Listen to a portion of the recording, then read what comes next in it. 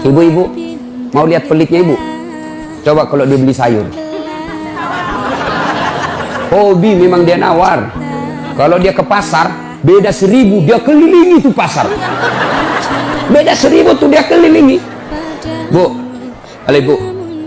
Bu, kalau ibu belanja di Trans Studio, Trans Mall, atau Alfamidi, Alfamart, tawar apa tidak? Tawar apa tidak? Coba kau tawar, dibilang ke orang gila.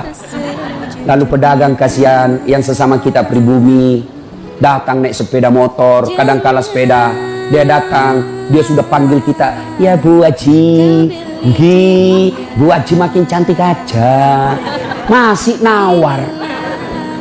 Apa namanya kalau bukan pelit? Sudah enaknya itu. Berapa mas?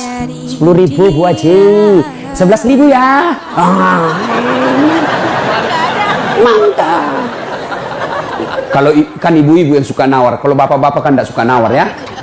Ini ibu-ibu tuh suka betul nawar. Bu, ibu mau nggak suaminya diambil orang? Mau?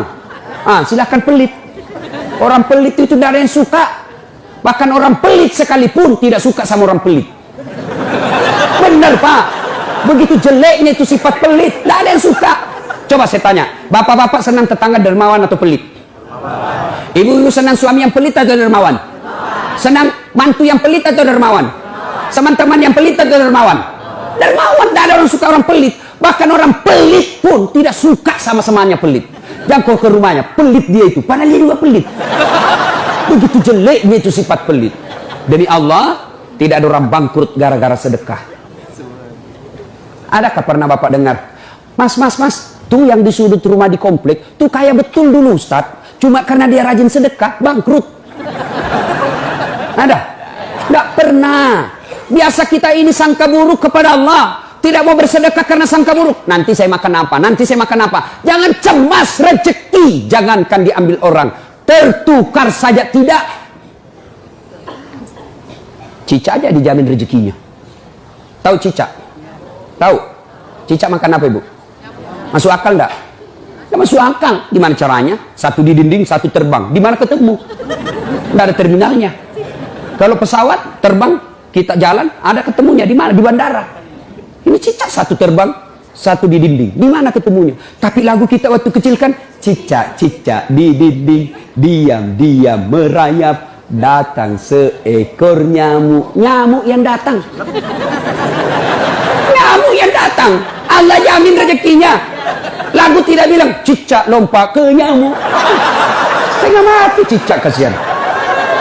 Iya kan? Itu Cica, tidak sarjana, tidak punya kursus, tidak ada kaki, tidak ada otaknya, tidak cerdas, bisa hidup. Apalagi ibu, jangan pelit. Sedekah, Allah sudah jamin rezekimu. Bu, ada suaminya mulai selingkuh? Ada? Tidak usah curhat sama tetangga, apalagi curhat di Facebook.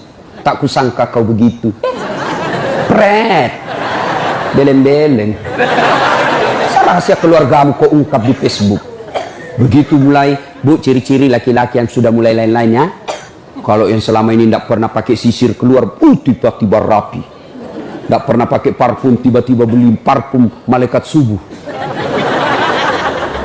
Nah, yang tadinya keluar rumah tidak pernah pakai setrikaan, langsung rapi. Yang paling mencurigakan kalau dia terima SMS dalam kamar mandi. 70% wajib dicurigai. Kalau sudah begitu ibu tidak usah curhat sama tetangga. Lebih curhat kepada Allah. Bangun ibu sholat hajat. Lakukan sampai 8 rakaat. Setiap 2 rakaat di sujud terakhirmu kau berdoa kepada Allah. Ya Allah, engkau yang membolak-balikkan rasa cinta dalam hati suamiku. Tidak mungkin aku bisa mengendalikan cintanya. Ya Allah, tidak mungkin aku jaga dia 24 jam. Engkau yang maha menjaga ya Allah. Ya Allah, pelihara suamiku dari godaan perempuan lain. Ini ada duit saya 500.000. Saya tolak bala besok kepada Tuhan. Mudah-mudahan 500.000 suamiku terhindar dari wanita jahat. Bismillah. Coba amalkan itu, Bu. Coba amalkan. Yang jadi masalah kalau suaminya juga sudah tahu rumusnya. Dia bangun juga sholat tahajud. Dia bangun pula sholat hajat. Istrinya sebelah, kamar sebelah, suaminya kamar sebelah.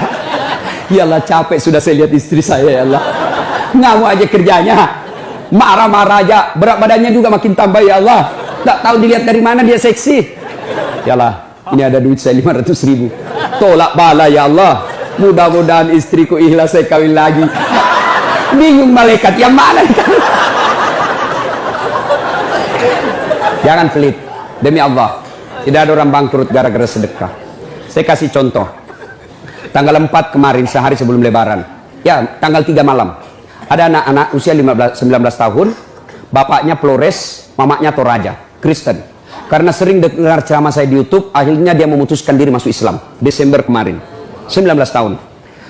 Tanggal 3 malam, dia DM ke saya di Instagram. Ustaz, saya ini dicerita cara mualafnya. Kemudian besok sudah mau lebaran, saya belum punya baju baru Ustaz. Saya lihat Ustaz ini bagus-bagus bajunya. Di mana belinya Ustaz? Saya bilang sebenarnya baju saya tidak dibeli, bikin sendiri. Tapi yang lebih sebenarnya lagi, bukan baju yang bagus, saya yang gagal. Ya, sudahlah. Saya butuh baju lebaran. Saya bilang, kau datanglah ke rumah saya. Saya sediakan, kau pilih bajuku yang kau suka. Dia pakai tongkat, turun dari taksi. Wih, kasihan saya. Kenapa kakimu, Dek? Ternyata diamputasi kakinya. Dia singgah sholat asar, ditabrak mobil. Saya bilang, berat betul hidupnya ini anak. Diusir dari orang tuanya, Pak. Diusir, sekarang tinggal di masjid. Tidak disetujui, hanya dia sendiri masuk Islam. Diusir.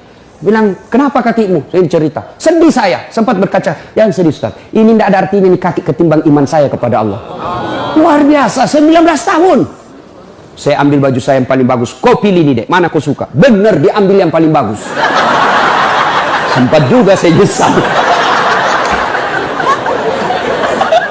Sudah. Karena saya buru-buru ke bandara. Saya mau pergi khutbah. Ya, ini Dek. Kau ambil 1 juta. Sudah, kembalilah dia, naik Grab lagi. Sudah.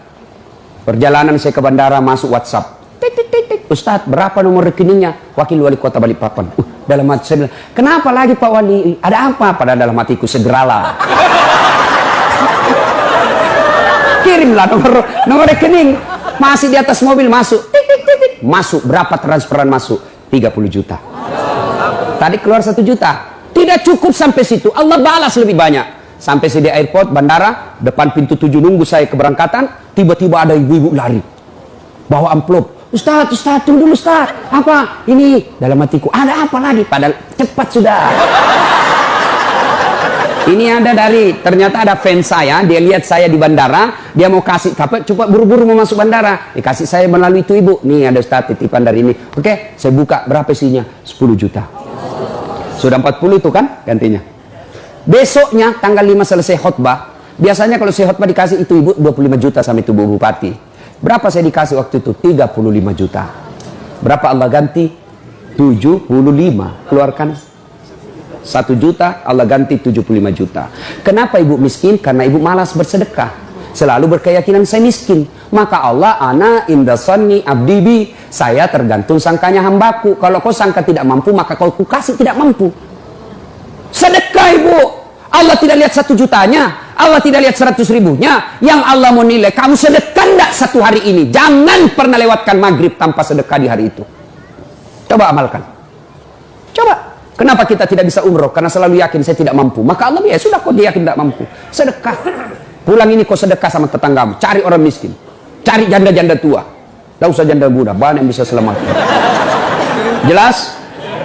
Salatullah salamullah ala toha rasulillah. Salatullah salamullah ala yasin habibillah. Nah, sudah banyak sebenarnya penyakit hati, tapi waktu yang terbatas.